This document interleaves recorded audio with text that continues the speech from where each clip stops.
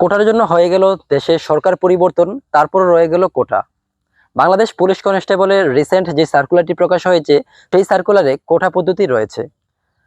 আলোচনা করব আজকের ভিডিওতে বাংলাদেশ পুলিশ কনস্টেবলের যে কোটা পদ্ধতি অবলম্বন করা হয়েছে সেই কোটা পদ্ধতি নিয়ে, এবং বাংলাদেশের পূর্বে যে সার্কুলারগুলো এবং বর্তমানে যে সার্কুলারটি চলমান রয়েছে সেখানে কোটা পদ্ধতি কতটা ইফেক্ট পড়তেছে সেটা নিয়ে আলোচনা করব।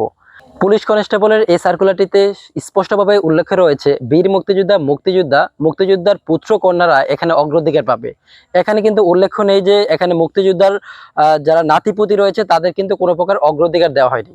বাংলাদেশ পুলিশ কনস্টেবল কিংবা বাংলাদেশের যে সার্কুলারগুলো আসতো পূর্বে, সেই সার্কুলারগুলোতে লেখা হয়েছিল কিন্তু তার নাতিপুতিরাও এখানে অগ্রাধিকার পেত, এবং বিভিন্ন সার্কুলারে আমরা দেখেছি সেটি অ্যাপ্লাই করা হয়েছে।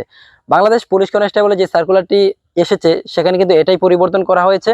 এখানে শুধু তারা অগ্রাধিকার পাবে যারা মুক্তিযোদ্ধার সন্তানরা এখানে অগ্রাধিকার পাবে। অবশ্যই 1971 সালে দেশ স্বাধীনের সময় মুক্তিযোদ্ধাদের অবদান আমরা ভুলতে পারবো না, আর সেটার অবদান বলতে না পেরেই এখানে রাখা হয়েছে বীর মুক্তিযোদ্ধা এবং মুক্তিযোদ্ধাদের পুত্র সন্তানদের কোটা।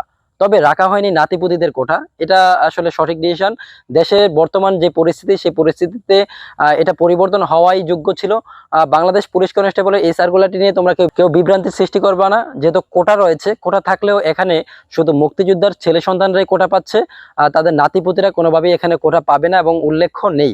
তো এক্ষেত্রে বিশেষ করে ইফেক্ট পড়বে না পুলিশ কনস্টেবলের যে সার্কুলারটা।